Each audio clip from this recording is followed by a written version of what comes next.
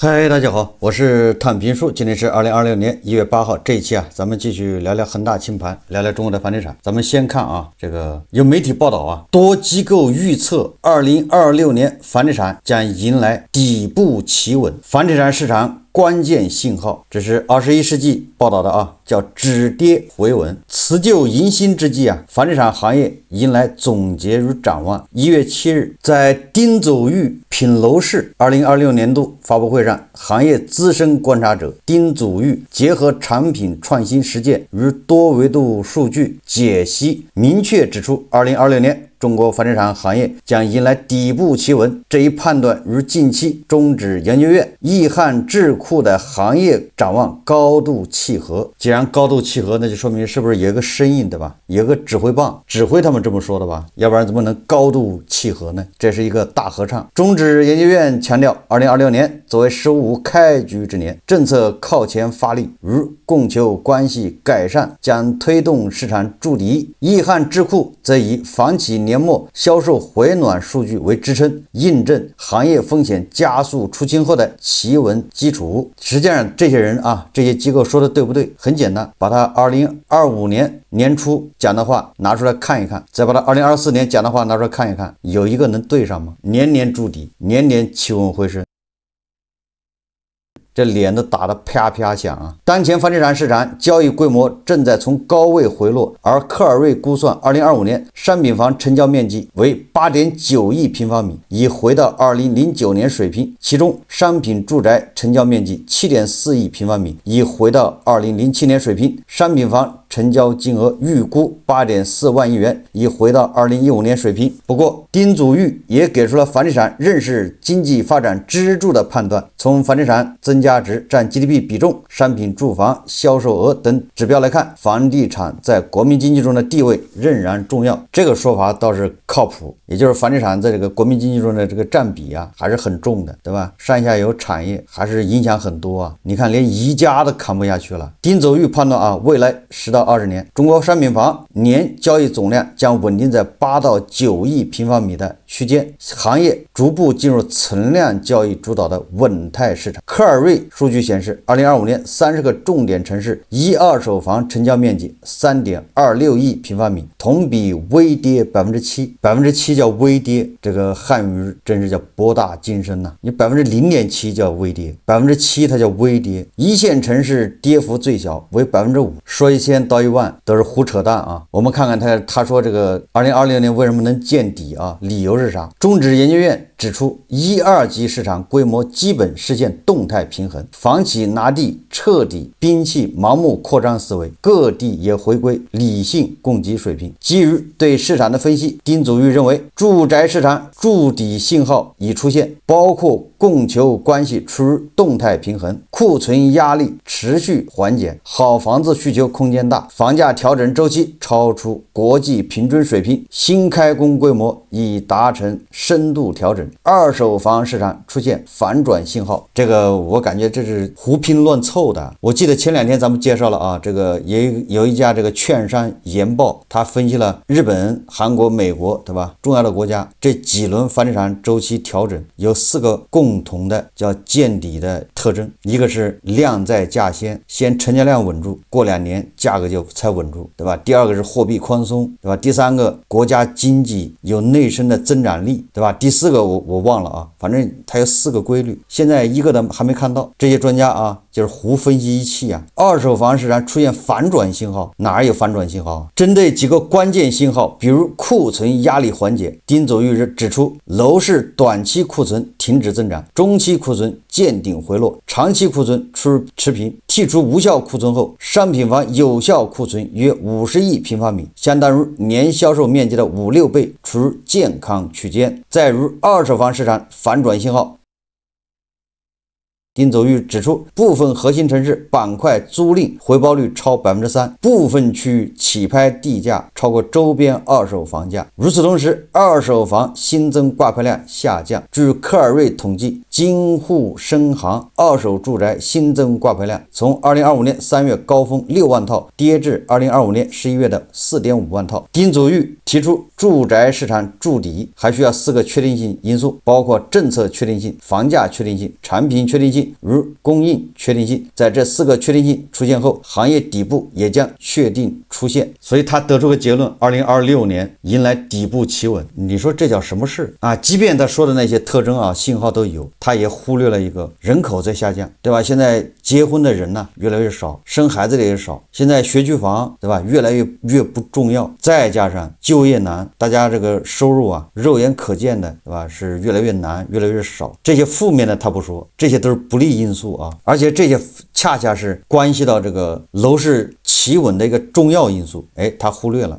实际上啊，根据这个媒体公布的最新数据啊，就是2026年1月7号15个核心城市住宅成交量数据啊，同比跟去年1月7号之前这7天啊，15个核心城市新房同比是下降33%，二手房同比下降18%。开年就跌成这样，对吧？爹妈都不认识了。这些专家还说26年要企稳。这个今天啊，网上流传马斯克一个访谈是吧？一个采访，在这个访谈中，马斯克说啊，未来3到7年将非常坎坷，失业、变革与极度繁荣同时发生。为什么呢？马斯克表示啊，他说未来3到7年将是一个极度撕裂的过渡期 ，AI 会迅速替代大量白领工作，引发失业与社会动荡，同时生产效率被彻底释放，商品与服务急剧变得便宜，就是商品会越来越便宜，因为生产效率提高了，物质层面走向极度繁荣。那么真正的风险不在长期，而在于变化来得太快，失业、巨变与繁荣将同时发生，这是无法回避的阵痛期。说实话啊，我是比较认可马斯克这个说法的，咱们在以前很多节目里面已经说过了，就是人工智能、机器人这种社会效率啊，生产效率提高，只会惠及一小部分人，而我们广大的牛马和韭菜实际上从中得不到什么直接的好处，反而还面临失业。那这个就有赖于，对吧？政府一个高效的2次分配、3次分配这么一个机制，加上社会保障，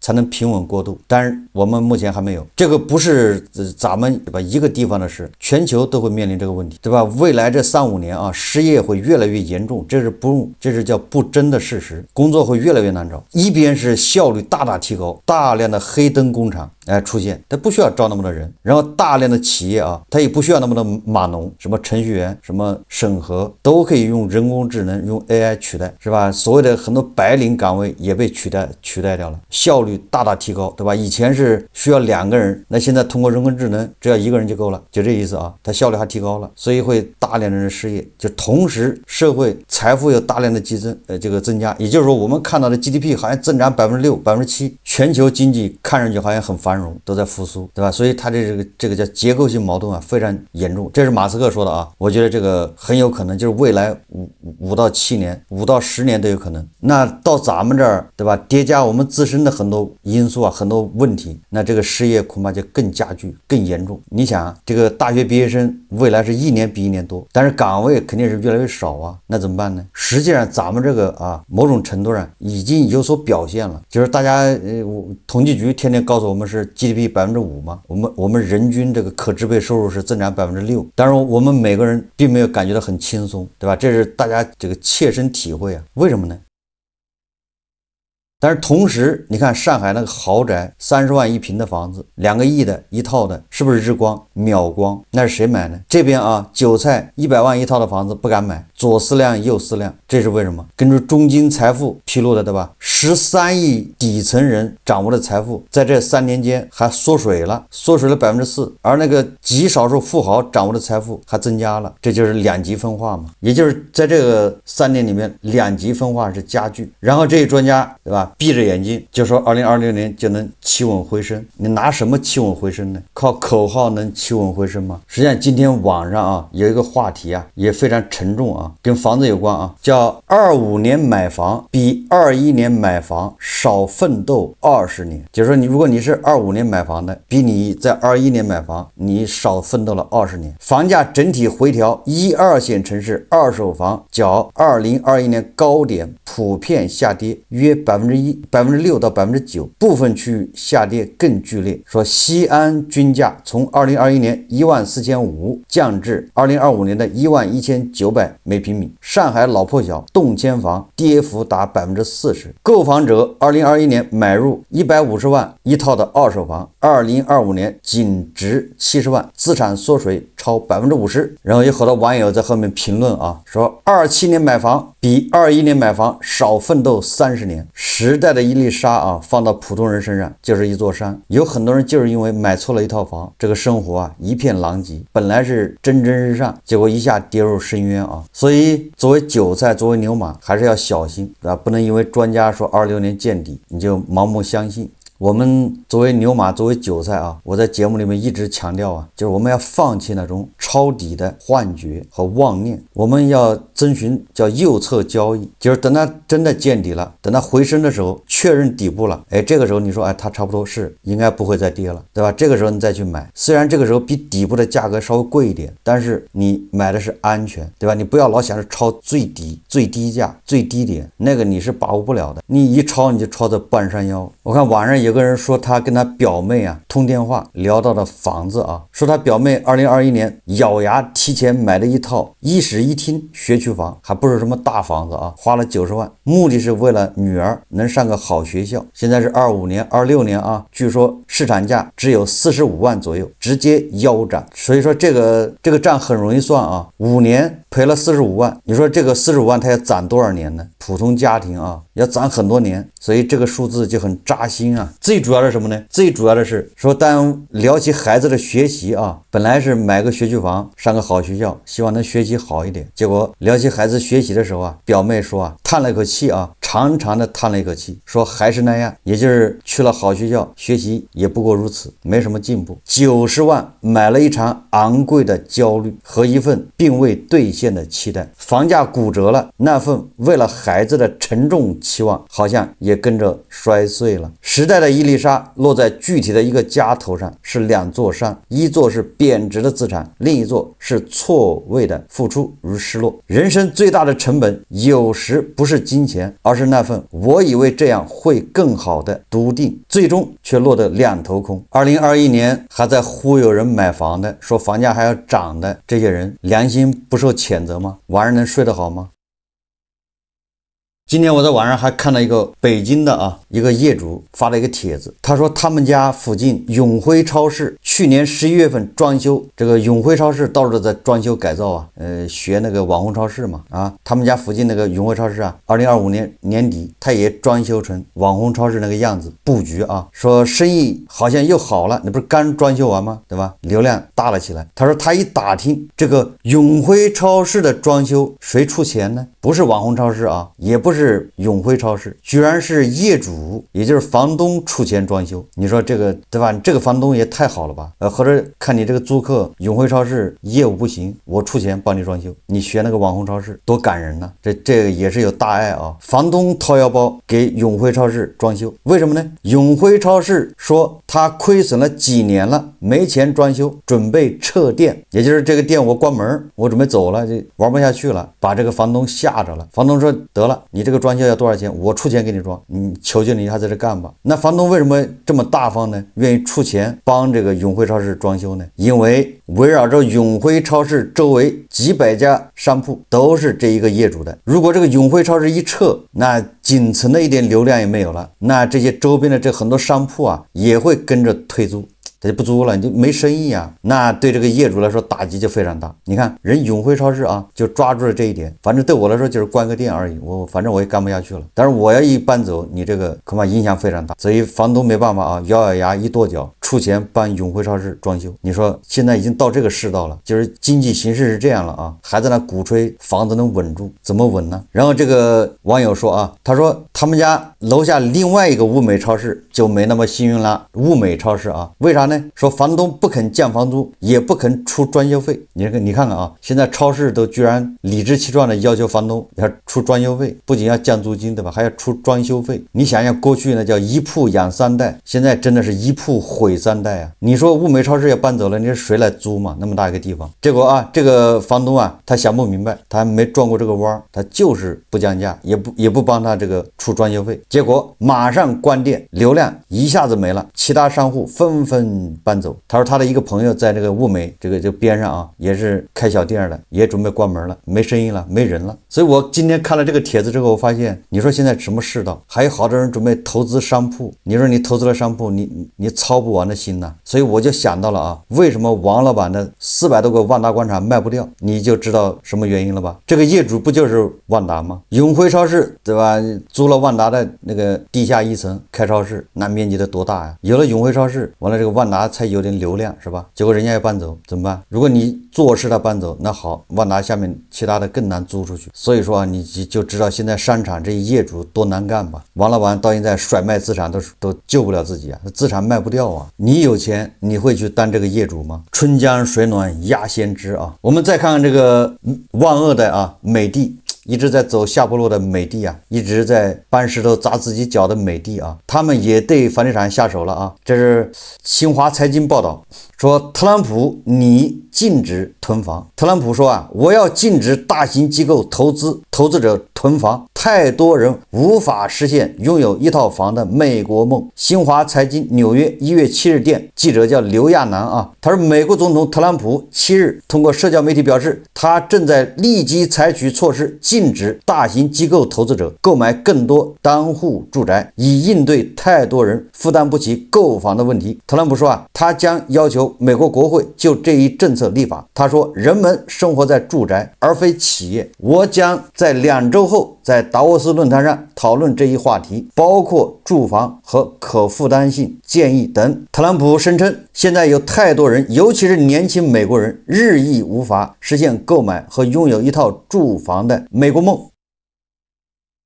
这一问题是由于前总统拜登和民主党人引发的创纪录高通胀导致的。特朗普做出这一表态后，黑石集团等多个住宅投资企业股价一度出现10%的跌幅。你看看啊，我给翻译一下，就是特朗普现在也喊起了房住不炒，就这意思，对吧？中国喊这个房住不炒喊了8年，我记得16年还是17年开始的房住不炒，8年以后啊，美国也开始房住不炒。如果特朗普真这么干的话啊，就说明对吧？世界上基本上现在都不提倡炒房子，所以那些在国内啊还指望着炒房子发财的，什么实现这个财富自由，那个躺赢啊，躺在那不动就可以了，买个房子吃瓦片，这个想多了，对吧？那个特朗普他已经喊房住不炒了，很多专家动不动就对标美国房地产，我看你这回怎么对标，对吧？特朗普说的也比较跟咱们这一样嘛，年轻人买不起一套房，有损美国梦。最后我们再看中国房地产报他的一篇报道啊，说谁说大城市容不下肉身？保障房里的青年新生活调查，这个肯定是鼓吹啊保障房的。我们先看看啊，他说在上海的弄堂烟火里，广州的珠江晚风里，西安的古城余晖里，哎呀，这个不就是董宇辉排比句出来了吗？保障性住房正悄悄改写着年轻人的生活轨迹。通过入住保障性住房，他们在这些城市找到了归属感。上海把住得起变成现实，小区环境很好，房间内设施配套齐全，也很方便。在这里，年轻人找到了大城市落脚的踏实感。这个年轻人叫周琦啊，周琦来自江苏宿迁，目前租住在上海保障性租赁住房，叫华润有巢公寓的一间房，月租金1500。和周琦同住一个小区的王纯来自安徽淮南，刚毕业的他选择了一张床合租房型，每月房租几乎没有压力。最开心的是楼下有共享厨房，他经常约上同楼的伙伴一起包饺子。原本陌生的城市，因为这个小小的空间变得温暖起来。广州一套公租房让通勤不再占满生活。27岁的蔡丽至今记得刚到广州工作时的狼狈，收入尚处起步阶段，却要承担较高的租房成本，加之居住地距离单位较远，他每天往返通勤接近3个小时。那段时间生活几乎被通勤占满。从一套公租房开始，凭借广东药科大学高校教师的身份，蔡丽成功申请到广州番禺区大学城家苑的公租房，57平米的2户型，月租金1700元，不到周边市场的6成。那这个还可以啊，将近60平米，一个月1700啊。最直观的变化是不再为通勤尽发愁了。蔡丽说啊，如今她从家到单位只需很短的时间，节省下来的时间让生活节奏明显放缓。上海的一张床一间房，广州的通勤自由，西安的独立空间，三座城市三种路径，却有着同一个目标，让年轻人住得下去，住得安心。对年轻人来说，保障房带来的从来不只是租金或房价的实惠，是周琦在社区里感受到城市温度，是蔡丽可以用来提升自己的通勤时光，是杨芳告别合租将就后的生活体面，更是对未来的清晰预期。当住房不再是沉重负担，他们才能更勇敢地追逐梦想，更坚定地扎根城市。文章最后说啊，当住房不再只是压力来源，而成为可以依靠的生活基础，城市才能真正留住人，也为自身的长期发展夯实地板。怎么说呢？低于市场价提供这种保障性住房，这肯定是好事啊，对这个住房的人来说是好事。问题是你既然是低于市场价，那这中间这个费用谁出嘛？其实这个很简单啊，就是谁买单。如果大头买单，那大头买单买到什么时候？他自己也没钱了，对不对？你这个账比较好算啊，就是这个房子保障性住房它怎么盖起来的？这肯定有贷款，对吧？这个地怎么批的？这都有成本。你有贷款就有利息要还，完了这个保障房还要管理，这像蛋壳公寓、什么贝壳找房是吧？